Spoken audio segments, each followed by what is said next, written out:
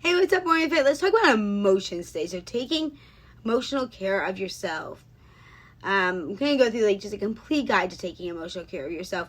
This is so important. A jam-packed existence is really the result of living in the 21st century. You feel compelled to be as efficient as possible at work, at home, and in your social life. Yet, these endeavors can also wreak havoc on your emotions. How can you take care of your mental state as you strive to live your best life? Use these strategies to ensure your emotional self is well cared for. Number 1, acknowledge your feelings each day. Something as simple as asking yourself, how do I feel today? Can go a long way towards emotional self-care. Doing this daily reflection shows you're aware of your feelings and also indicates you see them as important. Performing a feelings check ensures you remain in effective control of your emotions. There will be fewer incidents of flying off the handle or making sarcastic remarks or getting annoyed or stuffing things down, and showing all those kind of things. So stay on top of your feelings. It really leads to a more fulfilling life. Number 2, speak up for yourself when necessary. When you feel you've been wronged or misunderstood, simply state your feelings and what you'd like to see. For example, I think my remark yesterday about not wanting to drive the 4 of us on the shopping trip wasn't clear. What I meant to say was, my car will only hold 1 other person, so I'm unable to accommodate 3 riders. Can you drive instead? When you speak up for yourself, you show yourself that what you think and feel is important enough to be noticed and discussed with those around you. Number 3, stay tuned into close relationships. One thing to avoid is having relationships filled with, angst and disappointment and anger. You can do this by staying in touch with your partner or others who have close relationships with you.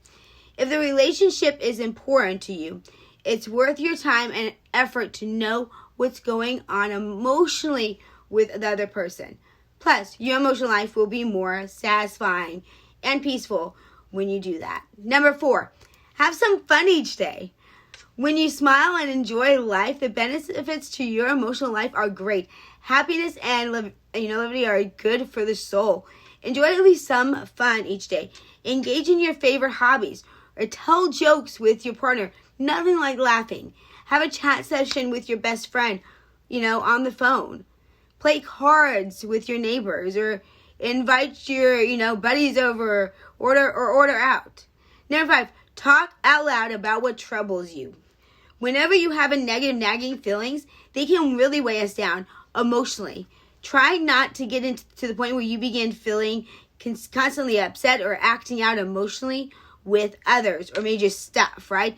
Speak to someone about those challenging feelings. It can be a close friend, your partner, or even someone like me, a professional if you wish. Number 6, ensure your work is as low stress as possible. So, the responsibility to take care of you is in you, right? You have to take the necessary steps to adjust your workload, due dates, and other challenges to reduce job stress. No one else can do that for you. So make sure that you are looking at your job. What's causing you stress? Number 7, get rid of those negative relationships. Because relationships can be so paramount to your existence, it's wise to ensure that each have a positive and supportive as possible component. It can help to occasionally weed out those who stunt our emotional growth or detract from the emotional health of our being. Your life is a blessing. Enjoy it to the fullest by taking excellent care of yourself, emotionally as well. Use these ideas to experience the enriched existence you desire. And honestly, that you deserve. This was a game changer for me. If you don't know my story, I dealt with an eating disorder most of my life. Just really struggled. Could not get past it. Nutrition is training people. It's like all about health and fitness, but I could not get past my own. And until I really understood this emotional component to it. The fact that I was a stuffer. We didn't really talk about emotions growing up.